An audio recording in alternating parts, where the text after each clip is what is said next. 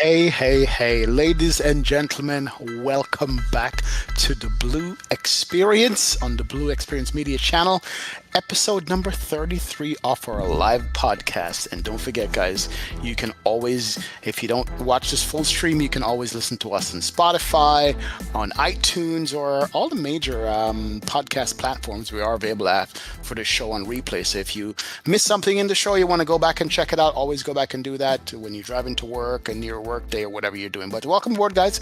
Glad to have you all on board here. Today is going to be very special for us. But before we get into that, Blue, how you doing, man? I'm Welcome doing, aboard. I'm doing good. I'm doing good. It's good to be back. Episode 33, as you said, and this podcast has been very special to me, and I really enjoy it. People have actually been impacted by this thing, man. It's really cool. The stories I've heard and the feedback from the community has been amazing, and we're not going to shy far away from that today. I believe today we have what I personally believe is a legend in the flight simulation community on P3D, Microsoft Flight Sim, FSX, X-Plane.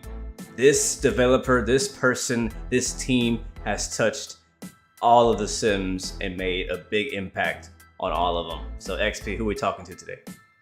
Today we have none other than Aerosoft on the stream today. Huge developer in my book. And we have Matthias here to represent Aerosoft and talk about things we know, maybe things we don't know, what's to come from the company, and what we can look forward to. We have so many questions. So Matthias, welcome aboard. Thank you so much for joining us. Thanks for agreeing to stay up late and be on the live show with us. I appreciate you being here. How are you today, Matthias? I'm fine. I'm fine. Great. That's good to know. So I want to kick off the first question because this is my first time ever meeting him. Who are you and what do you do for Aerosoft? Okay. Although I live in France at the moment, I've lived in many countries. I'm born in Amsterdam, so that makes me Dutch. Ah, I've been working for an Aerosoft for around 20 years now. I manage the internal development team for aircraft, and I am the manager for the customer support department, which handles telephone tickets, forums, all these kind of things. gotcha. wow. It sounds like you might want to be one of the longest running employees of Aerosoft. Would you say that? No, we are Airsoft is 32 years old, Hmm. and there are still people from the very first day there. Not a lot of people leave it. Wow. Wow. What simulator are we talking about for a company that's been around for 32 years doing it? What sim was that at the time? I think that the first Addons were for FS 2000. Wow. FS1. Wow. That's awesome. So That's I, awesome. I, I have a follow-up question to that. So you're saying, I guess, Aerosoft kind of established around the FS 2000 age. Um, I'm not sure if you were there or around or knew of them at the time, but how does flight simulation as a platform, as a community, and as a whole, how does it differ today than how it did back in the beginning of Aerosoft's time, or even in the beginning of your time at Aerosoft? I think absolutely the biggest difference is that the internet came. Hmm. And that made it from a hobby which people did on their attic into a community, into things you could do online. The whole online aspects with forums, with chats like this, that is absolutely the biggest difference. It made it from individuals into a community that has its own voice, its own power, its own stream. Wow. Wow. So basically, the coming together of everybody now being able to share their passion almost live with each other going Yeah, forward. Wow. yeah, and that's not only changed how users interact with companies or with each other, but it also changed the kind of products that became bigger, more important in the market. So is Is the delivery of products to customers in the flight sim market completely different now than in the beginning?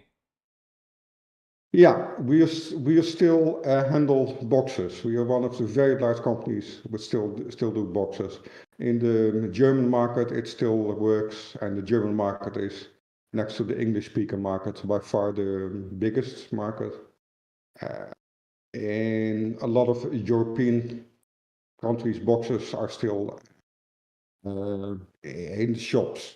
Wow. wow. So That's physical CDs, DVDs, yeah. DVDs. Yeah. Wow. Well, so you're Which Interesting. saying that there are stores in Germany or in the world that actually have physical like DLC DVDs yeah, like yeah, today. absolutely. There are shops which have 20, 30 different DLCs in the box. Wow.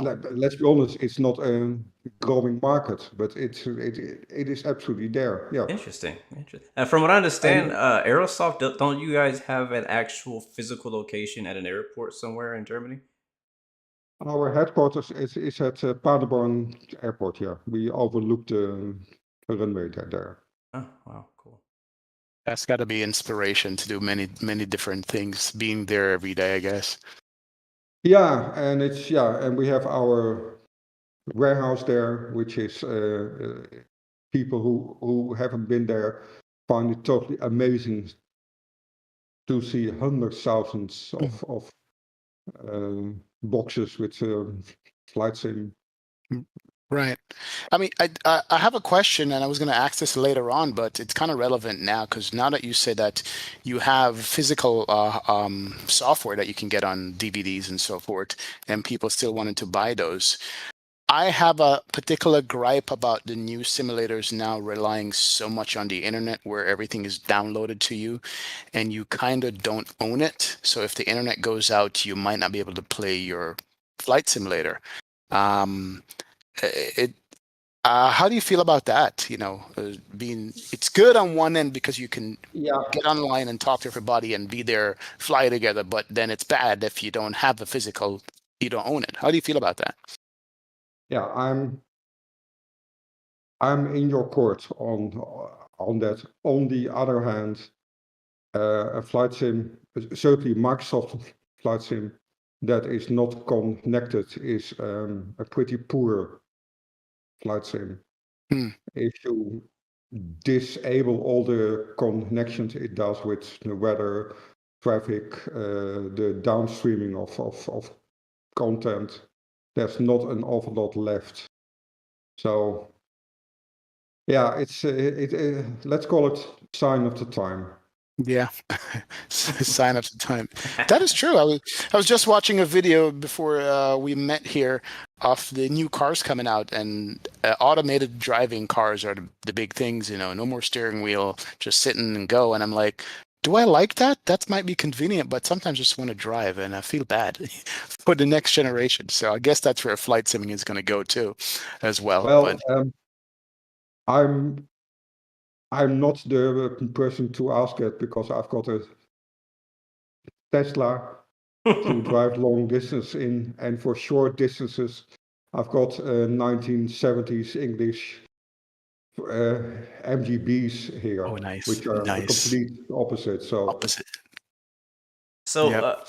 You're both sides. I have a quick question. It won't stay on this too long, but I'm just fascinated about this whole DVD idea. Like, it's a lot of people. It's a generation right now that is living that don't really know what DVD necessarily is or what never use one.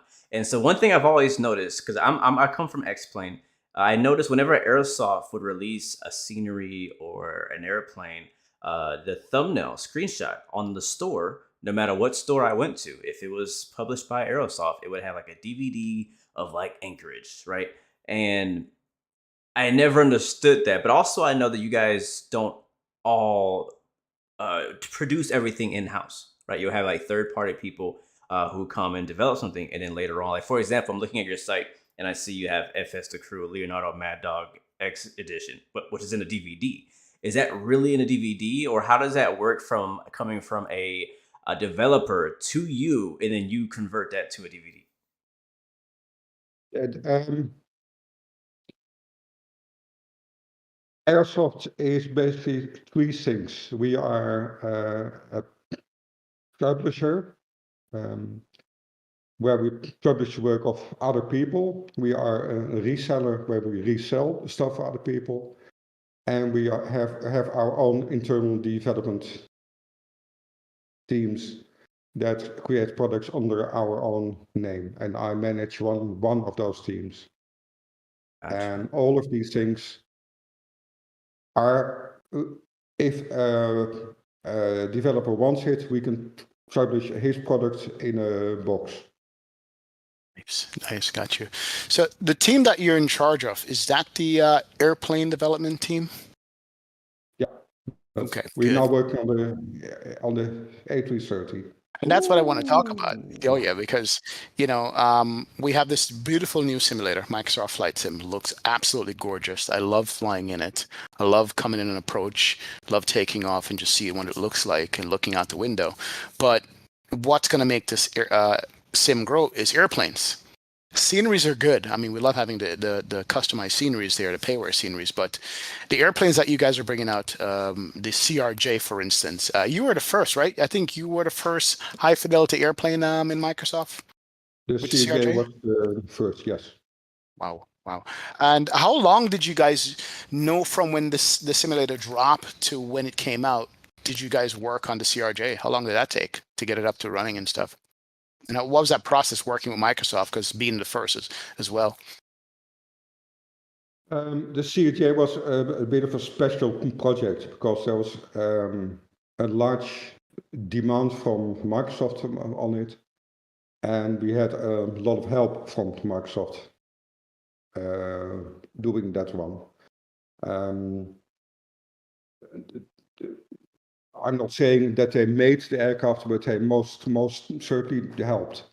And we could help them a bit by explaining what the simulator needed to be able to handle more complex aircraft. Because when it was launched, it simply did not have those. It didn't have those options. For example, it could not run any C++ code, and all the aircraft that were in existence at that time were made in C++. And making that possible was a complex issue, mainly because it has to run on three platforms: on your own PC, on the cloud, and on Xbox. Wow. And certainly the Xbox platform has severe limitations in the kind of code that you can run. I would say that was one of the hardest things to do. And even to this moment, the CRJ is not available on the Xbox platform. Should not take long now, but that just goes to show how long it can take to have all these platforms on the same level. Wow. What Microsoft certainly wants. But the CRJ, Hans Hartman, who is the main developer, has been working on that aircraft for the last 10 years. This is the fourth or fifth version. But the version for Microsoft Flight Simulator was the most difficult one, because the Flight Simulator is completely different. So what I believe the CRJ also existed. You said multiple versions of it. Did you guys have to completely start over from scratch and build it from the ground up, or were you able to take any of the old resources from the old platforms and bring them over into Microsoft Flight Sim? In principle, the moment when we started the CRJ, the C code, C++ code that run on the P3D will work in Microsoft Flight Sim. If that is the best way of handling things, that it has to be seen. You might not be able to use all the functionality, So you will have to redo things. On the modeling part, that has to be completely redone because the platform is completely different in that aspect. Or it is completely different if you want to do it well, if you want to use all the options, which I'm very surprised to say a lot of developers are not doing. A lot of developers are stuck in P2D kind of models. Wow. I, I I see. I'm so glad you said that because I have, we've gotten a few products now on Microsoft Flight Sim, mostly P3D developers and FSX developers. We haven't seen a lot of people come over from the X-Plane side. They're pretty hardcore and like, no, we're not gonna go.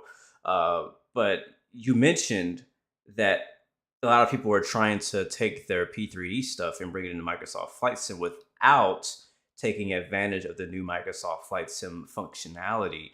I mean, without calling anybody out, but like, what are some types of things that are possible or Microsoft is capable of that not many people are actually using? On the graphics part, the decals are by far the most important thing. Decal is a texture that you can place on top of a larger texture. So you can make the whole aircraft in pretty low resolution textures. We use 2K mainly, and then you can place small bitmaps on top of that with the high resolution details that you need. You can get a 2 millimeter high character on a fuselage of an aircraft, completely sharp if you want to, even half a millimeter. If you want that, there's no limit to it. And you don't need high resolution graphics for that. The textures can stay 1K, 2K.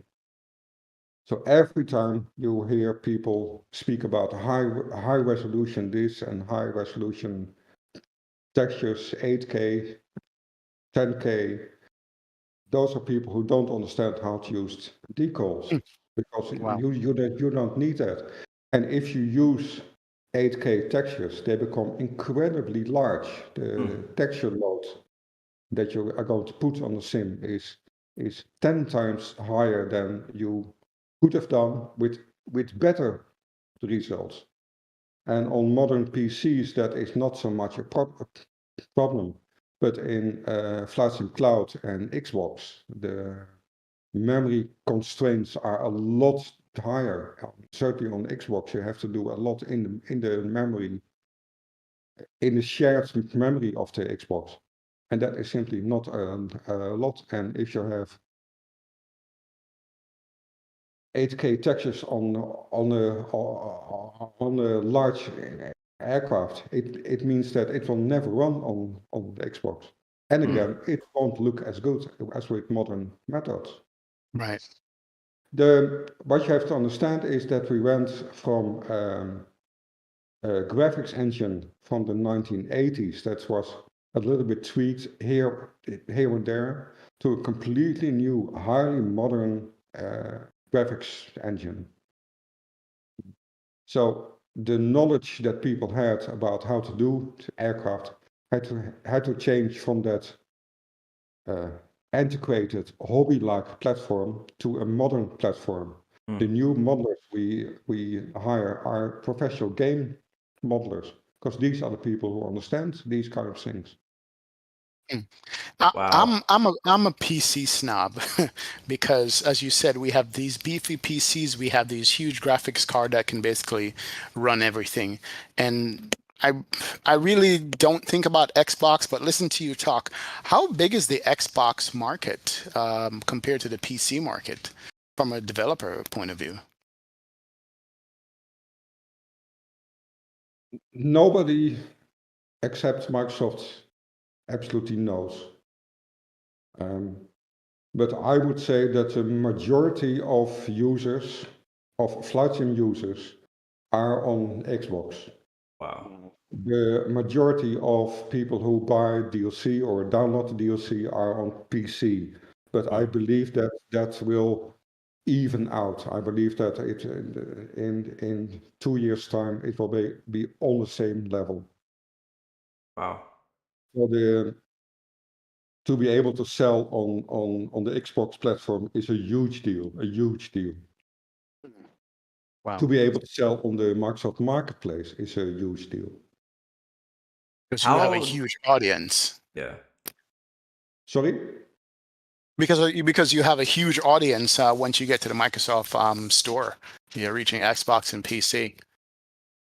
Yeah, and even if Xbox would not be there, if the store is inside the game, you simply reach a lot of people.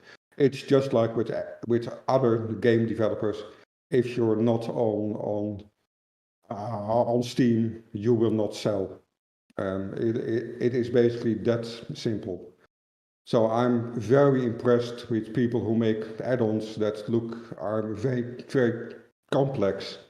But if I noticed that they use modules that run outside the flight sim, so can't be used, can't be sold on the marketplace, I know that from a commercial point of view, those are not products that mattered a lot to us. It's not our market. Gotcha. Wow. I'm So I'm go I'm ahead. usually impressed what Phoenix did. Absolutely. But they can never sell on the marketplace. And if you're not on the marketplace, you lose half your market. Is note to future developers. Pay attention to that because lots of times I'll be streaming an airplane and they'll ask me, "Hey, when is this coming out for Xbox?" And I have no idea. And I can have to tell them that I don't think it is ever going to come for Xbox. You know. Well, the first thing that we need for Xbox is WASM uh, compatibility. That means that it can run C++ code.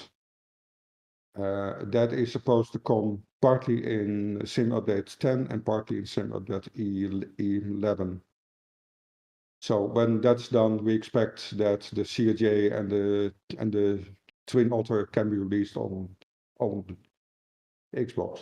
Wow, that's So, good. speaking of the Twin Otter, you said that the CRJ was one of the most difficult projects for you guys to get going because basically, in order for that to work in the sim, you had to get Asobo and Microsoft to, allow for the code to work because it was so complex. Did you run into any roadblocks with the Twin Otter project?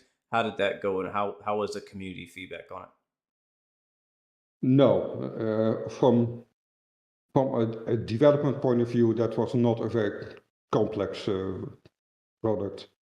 Um, the with the modeling, we knew at that moment exactly what we could do.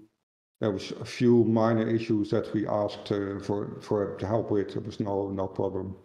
For the systems, it was all basically easy. The only major issue that we had there is that we couldn't find an aircraft we could do the sound recordings on. That is still an open issue. I hope we have it solved now.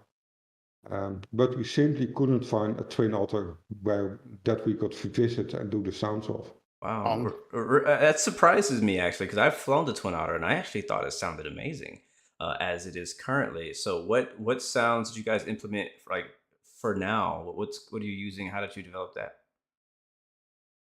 The sound that we've got now are the turbo sounds that we use for P3D. Uh, But I did not have access to the raw sound recordings. hmm. So we couldn't make a complete uh, Microsoft Flight Sim sound set from it. Because the sound engine, as you know, is also completely new. It's extremely efficient, super sound engine, but it requires new tools and new knowledge. You actually need trained people to do that. And um, what did you learn from the CRJ project that helped you to produce new projects in the future? Like, I know it was a completely new thing. you had to develop a whole new workflow. But like, what did you and your team learn from the CRJ headaches and projects and release of, was it 4 different aircraft? What did you learn from that that you can use moving forward for the A330 and projects to come? That our planning um, would always be a little bit difficult. If you start to work on a new platform, you will run into issues that you can't predict. There's stuff that you think will take weeks and is done in 10 minutes, and there's stuff you think will be done in 10 minutes and takes weeks. Mm. Um, a good example for that is the animation of the gear in the A330 that has the 2 bogies. They twist The before they backside go up. hangs. Hmm. It's not steady, and that is an animation we thought would be done like this, and it took 6 weeks to get that right. Wow. Wow. It is still not as we wanted. Well, Wow. It, and and this is it. that is just because the simulator doesn't have that functionality. So you need to find a way around that to make it still look good. And this is, I was feeling very optimistic that, you know, the A330 is going to be your third aircraft because you would have learned so much from the CRJs and the Twin Otter, and now you're on to much bigger airplane. I'm like, all right, good. You guys have a lot under your belt that you have learned so far. So I'm like, the 330 is going to be the thing. How is that project coming for you guys? And there are some questions in the chat about it as well, about variants. And let's just say, why did you choose the 330 as your next project? Let's start there. Okay, we had the complete Airbus project for P3D with the 318, 319, 320, 321, and 330. I choose to start with the A330 because of the fly-by-wire product that is out there, which is simply very, very good. That is competition I did not really need. The people who do it are friends of us, so I didn't want to get into a direct competition with them. So I rather do the larger version first. Also because the sim didn't have any good long range Yep. aircraft, larger aircraft. So that was the most attractive one to do.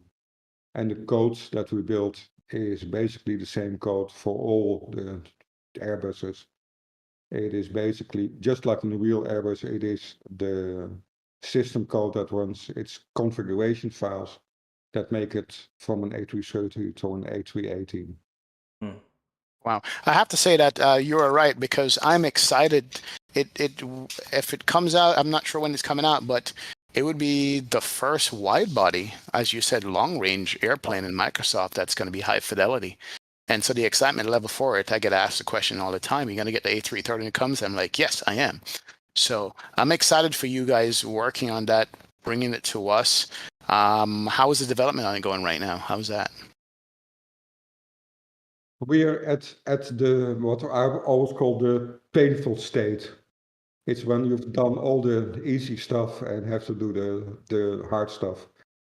And in an Airbus that is connecting all the loose systems that you've built into the Airbus system, where everything is linked to each other. That is the time where we always decide to do a Boeing next, where all these systems are not linked.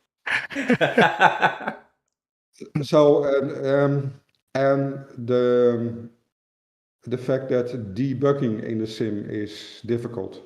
Hmm. It is very time consuming. You all know the fact that if you load an aircraft, a complex aircraft for the first time, it needs a pre-compile, which can take 5 minutes, 10 minutes, even longer. imagine having to do that for every change you make in the code. Wow. Jeez. Can you imagine how much that slows up your development work? Mhm. It is for that reason that for the A330 we've actually built a simulated sim, which you can connect to the instruments and feeds it data like the flight sim would do. So you can actually you can actually develop it. You can actually see your code running without a simulator running. Wow. And that is the kind of things that you have to do at this moment to keep development in a reasonable pace. But it's still much slower than it used to be. And we still really hope that Microsoft is able to change that at some point. Wow. Wow. Wow. I mean, many questions. One in chat says, are there going to be any variants of the A330? I'm very happy if I get one done. And what happens after that, we will see. I honestly just want to have one. Right. Thank you No. for your honesty. Seriously. Yeah, it's true. No, I appreciate that because, as I said, the pressure is on you guys because we want it. We want that aircraft badly. It's You lacking. think that I do not? Definitely. So, sticking with aircraft development and so forth, let me just go here a little bit. Have you ever thought about developing airplanes anytime at all for the X-Plane platform? There's X-Plane 12 coming out, that much better weather engine and some different things. No. No, it's not our expertise. We don't have any experience in it. I was tempted with the Catalina because it would be such a perfect aircraft in X-Plane, but we decided in the end not to do it. No, it won't happen. I got you. I Fair. hear you. Fair enough. Good. Let's move after the A330, and I know I'm pushing it now. Any other airplanes that you're possibly thinking of doing once you get that one out? No, the logical thing would be to continue with Airbuses, but there are a couple of other things that could happen. There are some professional projects that are being discussed at the moment. So it's not that I don't want to say, but I honestly do not know. I honestly don't know. If I have the chance to split off a part of the team to do other aircraft, it will be probably the Catalina, because that's an aircraft that's very dear to my heart. Awesome. We can do that in 6 to 8 months. So I would really like to do that, but that's only if the developers are not needed. Mhm. Good. Sticking with X-Plane, let's talk about sceneries because I think you're the only developer that have Aerosoft scenery come with the default simulator. Is that true? Yeah, we have a long history working with Laminar. We have released X-Plane 10 on Steam for them. We released X-Plane 11 in box. We released all the versions in box. I believe that we will do X-Plane 12 on box as well. And for X-Plane 11, we added, I believe, 4 airports. And we have a special box version, which I believe 9 airports. Wow. Any updates on your sceneries for 12 when 12 comes out? Are you doing any new sceneries for it or updating the older ones? Anything like that? No, I believe that the developers that we work with, their first priority will be to make sure that their stuff works on X-Plane 12, and then to see what is needed to make use of the new features of X-Plane 12. X-Plane 12 is damned good, damned good. Wow. Wow, I like that. I like Wow. that. I'm excited for 12. I'm excited for all the simulators, to be honest. Microsoft and X-Plane 12. You still doing any work on P3D? FSX? No. From a commercial point of view, it's dead as a dodo. Oh my word. Wow. It is not the amount of users. There's still a massive amount of users. The same with FSX, exactly the same. A lot of users, but they don't buy add-ons. They don't invest in their platform.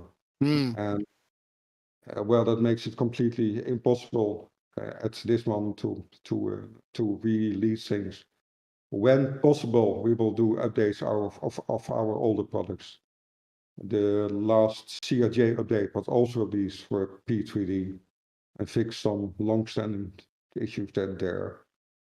We might port some stuff from the A330 back to P3D.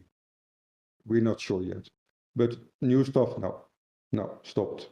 Gotcha. I do have a question about the Airbus project again. So we know the A330 is in development.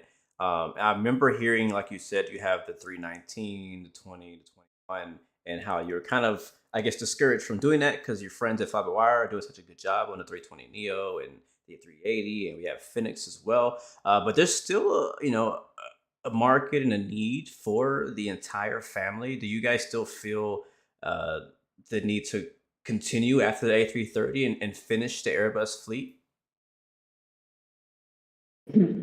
Yes, if it were, yes.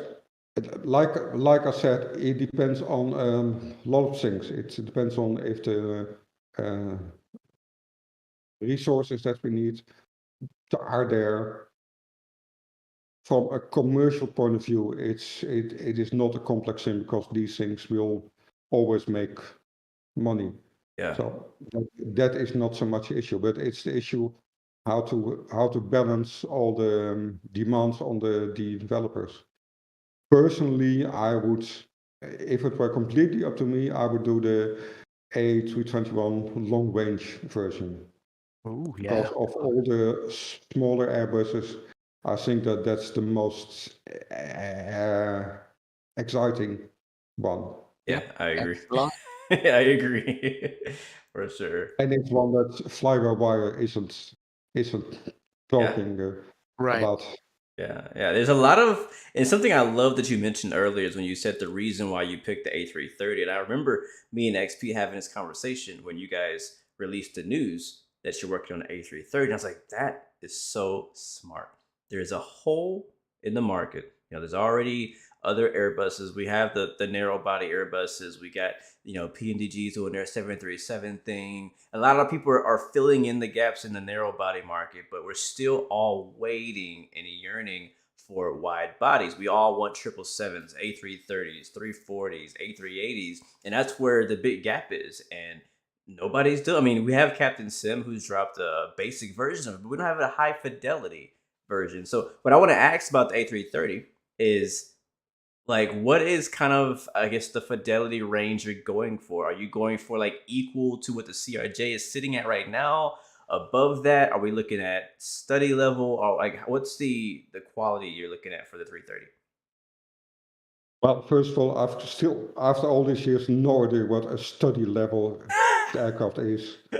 Clip that. I've never heard an actual pilot call any to add on. That's why I put that's why I did this. That's why I put the air quotes on it. The only one that in my mind comes close is the PMG 777 because that had system depth that I've not seen in any aircraft since. Wow. It could handle two emergencies at the same time and still behave as the aircraft should. Wow. Now, any other aircraft that's called study level, if you give it two separate emergencies, it doesn't work. So no, what people call study level, it's not. What we always try to do is look at the aircraft from the pilot's point of view. We don't try to simulate the aircraft, we try to simulate the work of the pilot. So we focus very much on the standard operating procedures and care very little on what happens if those procedures are not met. Let me just ask you, how many times did an A330 have a dual engine out? Not much or never. Yeah. Never. Yeah. So why should we simulate stuff that has never happened in the A320 range of aircraft? There are only 2 accounts of both engines lost. One was landing in the Hudson, but that is in over 30 million hours of actually using the aircraft. Wow. So twice in 30 million hours. Our aircraft are super realistic. If you don't get a dual engine out in 30 million hours of use, we will refund it. It is. I love it.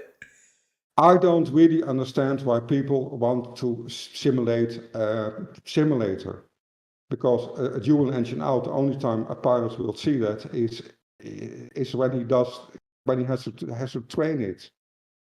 No, I totally get your point, because me and Blue talk about it from time to time. What makes airplane enjoyable to fly in the simulator? What is it about it? And we always come down to graphics, the looks, the sound of it. And if you can take it from point A to point B, and as you say, do the things that the pilots follow, anything outside of that, even if the plane is capable of it, you never use it. So are you saying that for your planes, you go for that, what the user experience is going to be up to a certain level, and everything beyond that is just not important? Because I believe that for myself. Yes. Yeah. What we try to do is to get the complete everything that the pilot has to do to get the aircraft started and to get it to the destination. For instance, in the A330 for P3D, with the printer working, because these bits of paper that come out of the printer in the aircraft are absolutely vital. The pilot needs them. He will never take off. If the printer does not work, the aircraft might not be able to take off. Guys, I need to get another glass because my voice is losing it. Oh no, no worries. Good. More wine, that's good. More wine. But yeah, I'm excited for the 330, and I think it's a great discussion. I'm seeing a lot of good questions in the chat about it. Swim Skim says, true, just an aircraft with in-depth systems and an FMC. That's something I'm going to ask next, is what's the level of detail in the MCDU, and how much functionality will be there? Will we get a custom MCDU, or will it be the default one? No, it will be custom. All the pages that are used by the pilots for normal flights are there. Pages that are seldom used might be there. Pages that are not used are not there. Just early this week, one of our developers had a question about a certain page. So we asked one of the pilots that help us, and that pilot said, "What page?" And the pilot had to look up that section of the manual, and he said, "I've never seen this. Never seen this." That's the moment I decide that we will not use it. So to have, if people say that the product has a complete MCDU, No, I don't know what it is. I certainly won't do it. Those extra 10% that you need to add to get that done, that costs another $250,000, and that shows in the price of the aircraft. And we don't believe in high-priced aircraft.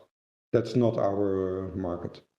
Yeah, I was surprised when the CRJ first came out as the first high fidelity aircraft for Microsoft Flight Sim, how low the price was. And still, even now with the whole family being available, I'm still surprised at how low the price was. Because, and I guess maybe you could talk about this for just a second.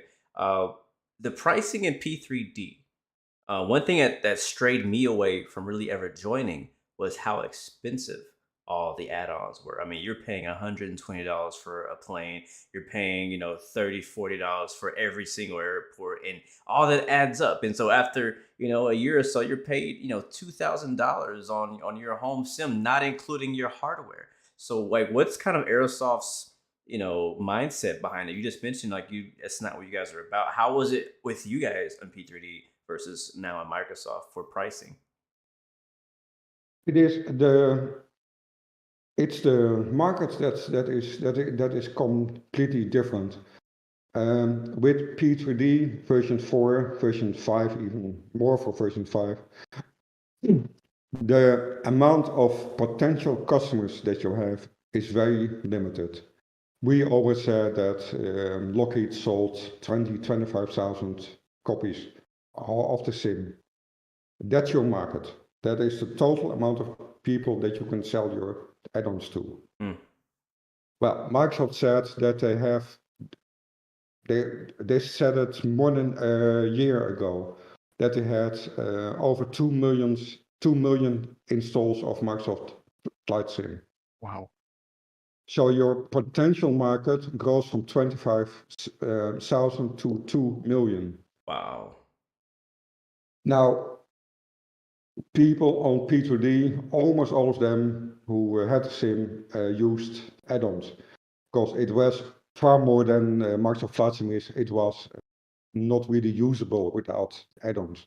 It was the platform for add-ons, while Microsoft with the default aircraft is still damned good. And a lot of people will not find the need to actually buy DLC. But as the amount of potential customers is so much higher, you can lower your prices. And you need to find the sweet spot. And I don't think that we actually have found a sweet spot. We don't know how expensive you can make a product without losing your customers. If you look at a product like Simple Traffic, one of our most successful products, it is $12 plus tax, and it sells like crazy. Wow.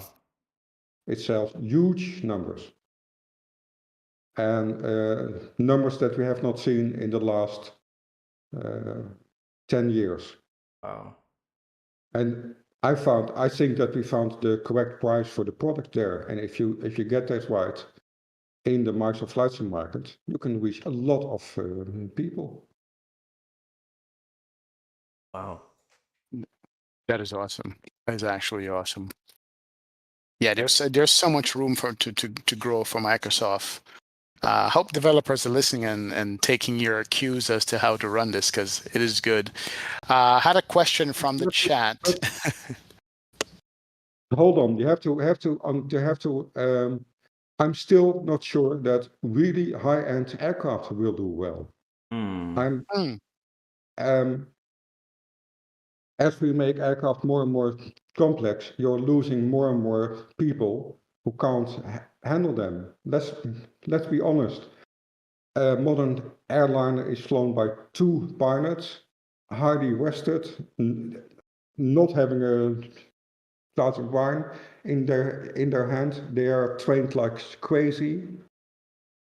And now we give that complexity to a simple person who's seen a lot of YouTube videos. At a certain moment, the amount of customers that can handle the product gets smaller and smaller and smaller and smaller and Oh. smaller. And you see for these products that you have to you can waste the price, because if somebody wants a super complex 737, they will buy it no matter what it costs. You are so right, because I can think of one airplane right now in a simulator that's one of the most modeled, and a lot of people stayed away from it because of the price and because of the complexity. We have seen it. That is true. We have seen it. They're just afraid. They're like, yeah, it's going to take 40, 50 minutes, an hour to get off the ground just to do one flight, because you have to go through the different steps.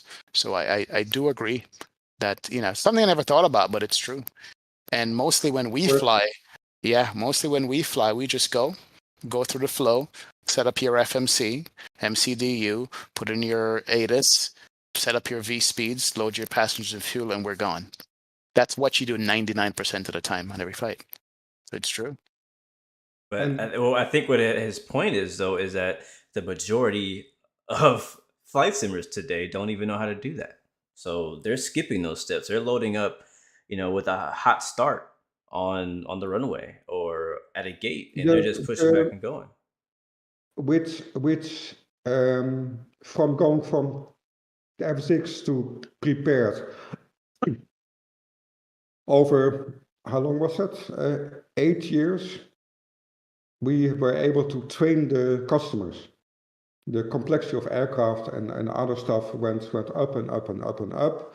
And because it was a highly dedicated group of people, they followed us in that path, or not much, but GMDG used that an awful lot with every aircraft, adding a little bit of more complexity. And I think that prepared is still the best platform for that. There's no aircraft on Microsoft Flight Sim that can compare with complexity in prepared at this moment. And I don't expect that for the next 18 months.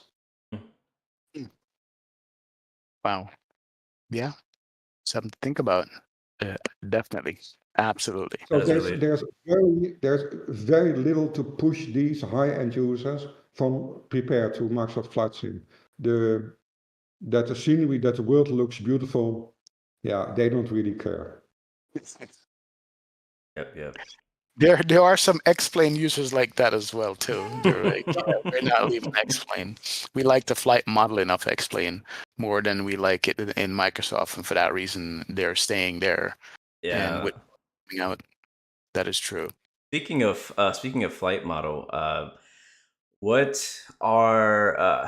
do you think of Microsoft's attempt at a flight model, and what are the limitations of the flight model Microsoft Flight Sim for like you to make it better in the CRJ, making it better in your aircraft and things like that? We still need tweaks on stuff like the turbine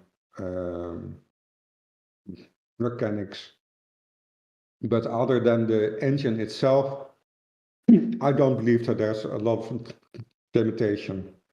I believe that we are still trying to understand what flight dynamics can do. I've got no stick-on experience in larger aircraft, but I really like the feel of the small aircraft in Microsoft Flight Sim. There's a fluidity, there's that bouncing, there's that nothing feels like it's steady. You can trim whatever you want. A few minutes later, it's out of trim. For me, it feels really, really good, better than X-Plane 11 did. That's with GA airplanes. Yeah, mostly with GA. Yeah. That's the only thing that I can relate to. And that's the funny thing for us simmers who are not real airline pilots. We don't know or can't know unless a real pilot says that there's something right or not right with the flight modeling of either Microsoft or X-Plane 11 itself. Somebody was asking a question about the CRJ. If you're gonna, are you still working on the flight model on that? Would there be more updates coming for that, or the CRJ is good as it is now? No. Certainly, in the Hans is working on an update for the systems. The flight model, I'm not sure. There are two open issues, but we don't know how to solve them at this moment. We will have a talk with the developer of that soon to see what can be done. Okay, so it's still being worked on then. That's good because we like the fact that somebody we had interviewed back in the day a while back said when they did a product and they released it, that was it. Especially if you had a hard copy, there was no updates. Yeah. Now we live in a time where the product is continually updated. How long do you take before you say this is it, we are not going to update anymore on either a scenery or an airplane? Yeah, is that something in your company? There's no policy for that, but I would say that the moment it stops to sell new copies, it's more or less done. Mm. Yeah, like that. Yeah. And it depends how important a product is. Some products are larger than others. I see. How is it? Let's switch to sceneries. Developing for Microsoft, we talked about airplanes and the challenges you have. What about making the scenery?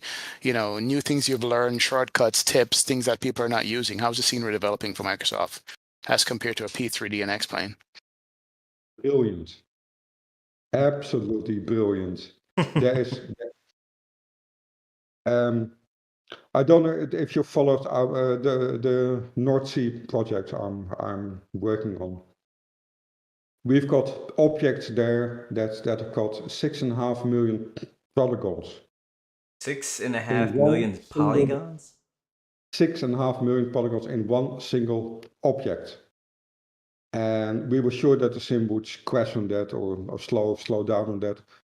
No problem whatsoever. We can't find the limits of what you can do, the amount of detail that you can do. Wow. How a scenery looks is only limited by the amount of money and time you're willing to invest. That's absolutely the limit. There's no technical limit that I know of, and that is, that is what makes the Brussels airport look so good. That's why you see small plants on the platform. Yep. I'm looking at that, because I'm saying to myself, with these sceneries, some people seem to whip them up in 5 minutes, and some people actually take their time on them. So you're saying what we're seeing from the developers, what they're willing to put into it, basically, time-wise. Yes, yeah, absolutely. Absolutely. What you see happening more and more is that people do not completely make their own scenery, but buy assets. Like for any game development. There used to be a time where people, if they wanted a car, they would draw the car in 3D. Now what we all do is go to websites and simply buy the model and the rights to actually use the model. And that is changing an awful lot. That is speeding up the development, making things more complex, looking better, and making developments also affordable. Again, I refer to the North Sea project. I believe that the project will have over 1 billion polygons. Wow. That is 100 times larger than any other project that any other DLC that has ever been released. Now, if you want to do an oil rig with 6.5 million polygons. You have to take a modeler, put them in a room, feed him an awful lot of pizza, and come back 2 years later, and he will have that model done. In this case, I went to a website, bought a model for €100, and asked a guy to change it so it would fit in the sim. And it looks better than we could have ever done internally. The same Wow. with all the ships that we use. So you see a lot of that happening at this moment. One distinctive thing about Microsoft and sceneries for airports is that most of the good ones have internal modeling, like in Brussels. What did Microsoft do to make it easier for you to do internal modeling at the airports now versus, with other simulators, just the exterior shell? Nothing. Nothing? They just made it easier. They gave you can use modern tools to actually do it, so that makes the development faster. And they gave us a graphics engine which can handle it. You could do this in P3D. That is not so much the issue. It wouldn't look as good, but the frame rate would be horrible. And in Microsoft Flight Sim, it is not the amount of polygons, like I said, the amount of objects that you throw at the sim doesn't affect frame rate an awful lot. Is there anything you can say about any upcoming scenery projects from Aerosoft, like in-house, that you guys are working on at any big new airports? I know like the Brussels mega airport was pretty incredible. Anything else you got coming out in the next few months?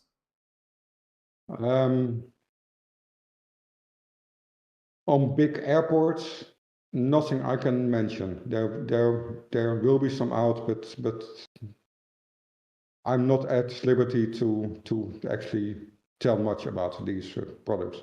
But the same people that work on Brussels are working on other stuff.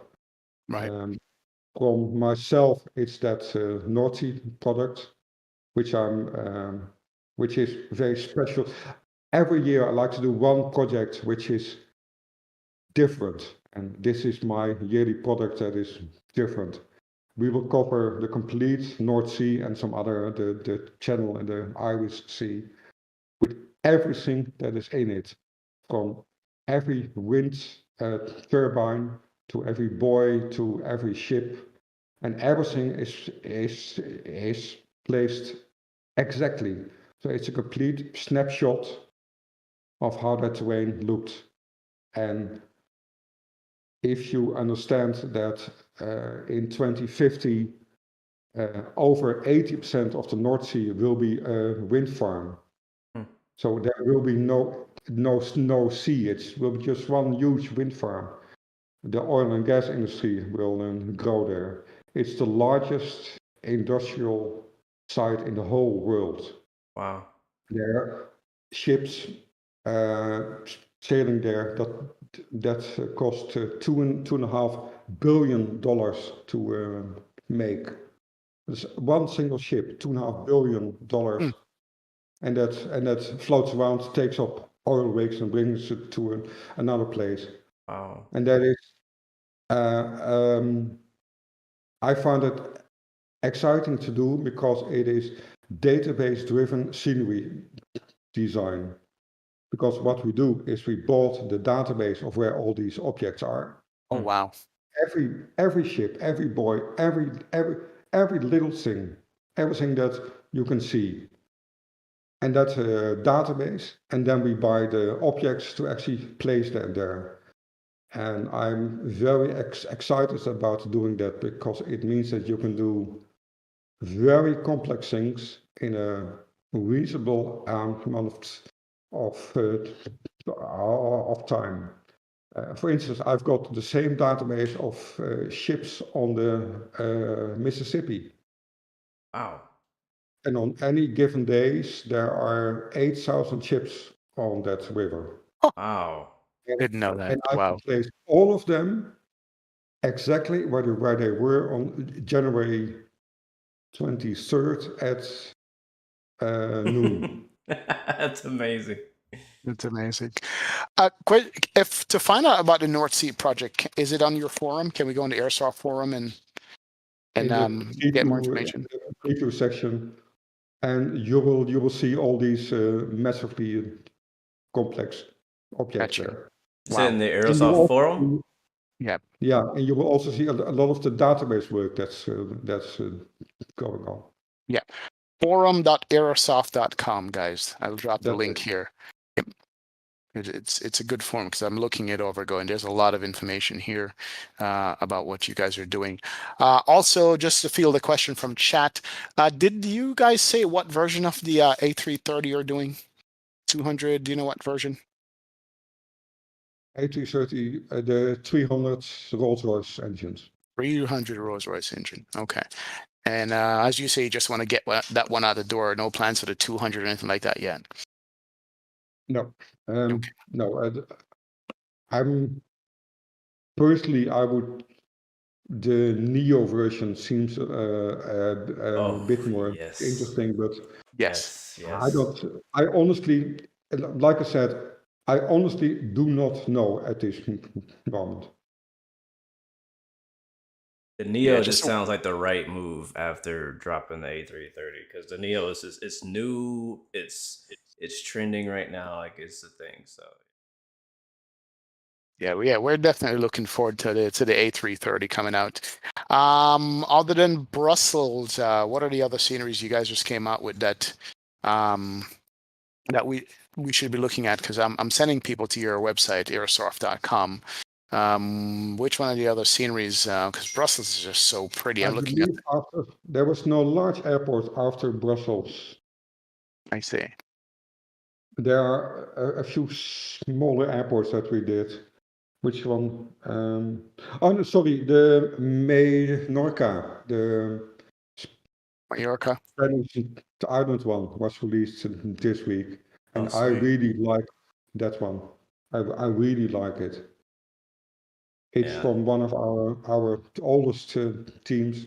These are people who've worked in the with sim 25 years, and you know Wow. what they're doing.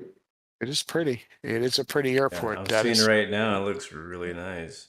for certain. It's a very important airport for the Western European market because a lot of holiday flights are from Amsterdam and Frankfurt, Köln go there. And like you all know, people buy the airports that they know. They buy the airports closest to them and the airport they have been to. Yeah, exactly. Another question I That's why have it's so is, difficult to do airports that nobody knows. yeah, true. Another question I have is outside of scenery and aircraft, what other types of projects do you guys have you done recently, currently, or in the future? Like, for example, you have Simple Traffic, which adds AI traffic to your sim. Do you have anything else like that that's going on? Well, recently we done the VDGS system, Yeah. which adds the docking, which is not a standalone product, but it's being added to other things. And there will be another tool will be released shortly that people will like more on the simple traffic kind of thing. Okay, my next question was kind of going at, I mean, not, I don't know what you're working on, but the Simple Traffic thing, is it possible to use that for model matching for VATSIM? Yeah, sure. There's Oh, on the forum there is a guy who written a complete guide. Yeah, Really? yeah. I might have to look into that.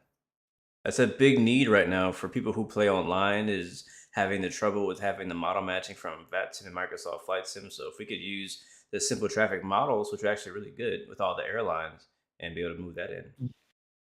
Yes, but But um, um, you're looking at from an hardcore enthusiastic user, true, true.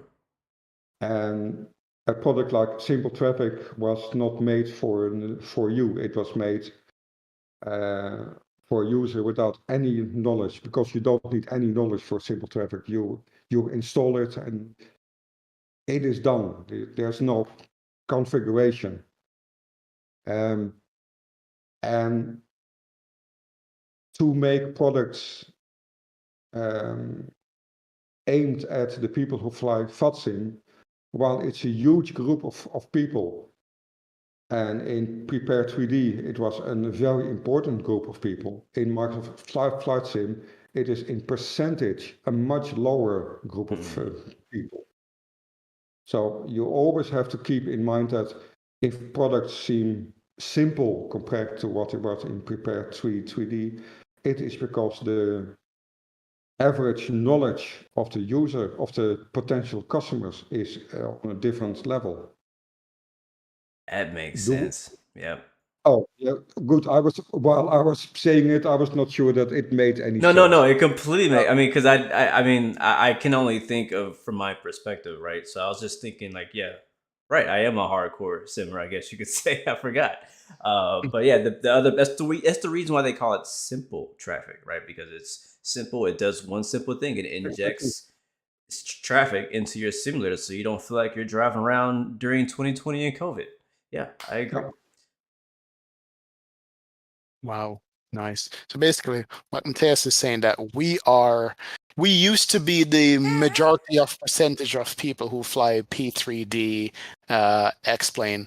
With Microsoft, we're now the lower percentage. There's much more casual flyers or users of the simulator, and we're now pushed down to a niche. Yeah, and that means that you can't direct the market. Mhm. Good. Why do you think that PMG lowered their prices for the 737? Market, bigger market. Yeah. They're a bigger market, and they also didn't dumb down the product, but they didn't went for all the complexity that they could have done.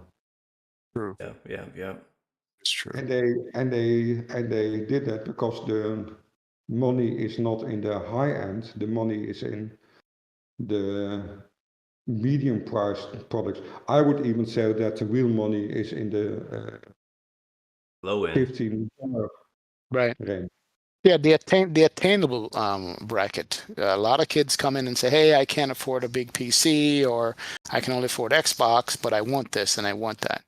And for a lot of them, the price is just out of the park for them. They can't do it. Yeah, and at $15, that is something that you can buy without having to ask your wife in some cases. True. You don't have to justify a $80 purchase. You know. Can you guys believe we have products in flight simulation that we have to ask permission to buy from our wives because they're that expensive? That's That is crazy. true. That is true. I take it you're not married, yeah? I am actually. We both are. You know, we both are. Oh my But god, yeah, that's hilarious. this is Oh, good. I have another question. Aerosoft has done a lot. I mentioned at the very beginning of the stream. If you guys just joining us, we're talking with Matthias from Aerosoft. You guys have been a legend all the way from FS 2000, I believe you said. But you also last year dropped a whole new simulator called Glider Simulator. How did that go? Are you planning to do anything else like that? I remember you guys mentioned kind of pivoting and creating multiple different niche sims. Is that still something you want to pursue, or that didn't really work out? Unfortunately, that project was started before we knew of Microsoft Flight Sim. And although it is simply not the same product and certainly not in the same price range, the product was commercially very much hindered by Microsoft Flight Sim. Yeah. So it didn't do as well as it should have done. On Steam, it's doing okay. It's not making a loss, but it's not the kind of, it is not something that we will work on at this moment. So are you guys able to take that knowledge? Because I mean, the glider simulator you guys made was like, to me, one of the best glider simulations I had ever seen. And we know that Microsoft is now developing gliders into their product. Have you guys had any say in helping them, implement some of the things you guys implemented in your simulator, or are you guys planning on creating your own like glider product to implement in there? I'm saying because your product was so good for what it was, for it to be overshadowed by Microsoft. Why not just, you can't beat them, join them, right? No, yeah, true. No, there were. I'm not completely sure. I believe there were some discussions between Microsoft and Airsoft about that product. But as far as I know, we're not involved in that project. Okay. Would we do gliders? Yeah, why not? We've got, as you say, quite a good deal of knowledge. We've got several of our employees who fly gliders. Keep in mind, in Germany, that is a pretty large hobby, much larger than in the US. Oh yeah. So yeah, it would be simple to do. Why not? I'm not sure. Personally, I would like to do it. But again, it's a question of how you've got the resources, the modelers, the developers, how you actually use them. Yeah. All right. All right. Have an interesting question here from chat, and might be one of our last questions here. It says, can you explain the significance or the story behind the Aerosoft logo? Because when I look at it sometimes, I see different things. But, I see a guy doing a high dive, into a swimming pool. I see somebody maybe flying. What is the Airsoft logo? What does it stand for? Where did it come from? I don't know where it's come from. Keep in mind, it's 3:30 in the morning for me right now. But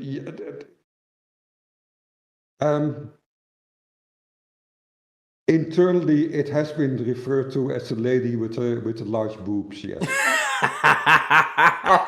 Now I can't unsee it. Now I No, can't you can't. unsee Yeah. Good answer. We'll take that. We will take that answer. That's Yeah, perfect. I know. I've forever been changed. The way I see that logo now. Well, Matthias is so thankful to have you on. Thank you for honestly answering all of our questions. Yes. Is there anything else that we didn't ask you that you want to say, shout out, promote before we let you go back to bed? Well, it is not your core audience, but if people in Germany see this, we've got a huge stand at the Gamescom, which is the largest games for developers, and people should. If you are in the region, it is really worthwhile to go to the Gamescom because we show a lot of our newer products there. Also some of the flight sim stuff. But we've got real fire trucks on the stand there. That's so cool. Yeah, where in Germany is going to be? Is Gamescom going to be? Köln, Cologne. Colonia. Come on. All right. Awesome. Matthias, thank you so much for staying up from Bordeaux, France, to talk to our guest here in our community. Everybody's highly anticipating the A330, so we don't want to keep you guys away from it because we're waiting for it. We'll be happy to fly that thing when it comes out. Can I ask you one thing? Yes. Sure. Can you put my email in the chat so if people have some more questions or anything? Sure, we will do it right now. As a matter of fact, if They you guys know where to reach me. There you go. So all the questions you guys have been asking in chat, just go ahead and email Mateus on it, and he will kindly answer them as soon as he can get to them. So we appreciate that. Absolutely. Absolutely. Absolutely. Well, Blue, episode 33. What's going on for you this weekend? Anything? Well, tomorrow we're gonna continue flying the PMDG 737-800. And definitely, yeah, I've been definitely enjoying that bird. It's honestly the 737 that I wanted. I wasn't that interested in the 700. The 800 is what I want, and I might uninstall the 700 now. I don't know. I haven't decided. I don't know if I want to let it go. I might keep it for a little bit. But yeah, that's what I got going on tomorrow. I'll be live at, I think it's 1500 Zulu, 11 a.m. Eastern time. So yeah, what about you, XP? Same here. I did fly it yesterday. I thoroughly enjoyed it. And looking forward to flying it tomorrow, as with everybody else in the community right now for the entire week. And all you're going to see is a 737. Saturday morning, we're going to do our 30K sub long haul from Miami down to Rio. That's an 8.5 hour flight. Wow, I'm going to sit here for 8.5 hours and fly. I'm not even going to get up, but that's what they expect this weekend. But that's it. Thank you so much, guys, again for joining Blu-XPerience. Don't forget, you can. I have something special. I have to interrupt the show. Something very special is happening. I want everybody in chat to type this in. Congrats, XP, on 30K subscribers on his YouTube channel.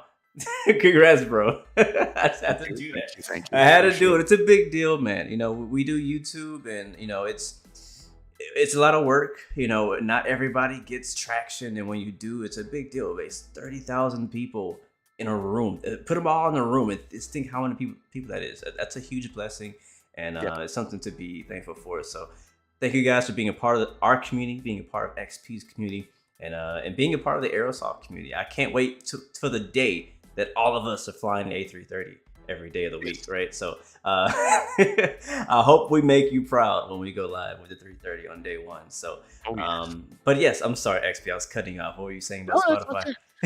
No, you can listen to the show again on Spotify. We had a wonderful discussion here with Mateus from Aerosoft about just simming in general, planes, scenery, business models, so forth and so on. Spotify, iTunes, the whole nine, where podcasts are. And as Blue always says before we go, remember, you have 3 choices: give up, give in, or give it all. You got peace, love, and God bless you. We will see you guys next time, next video. We out. Thumbs up. Peace. Ciao. Merci beaucoup.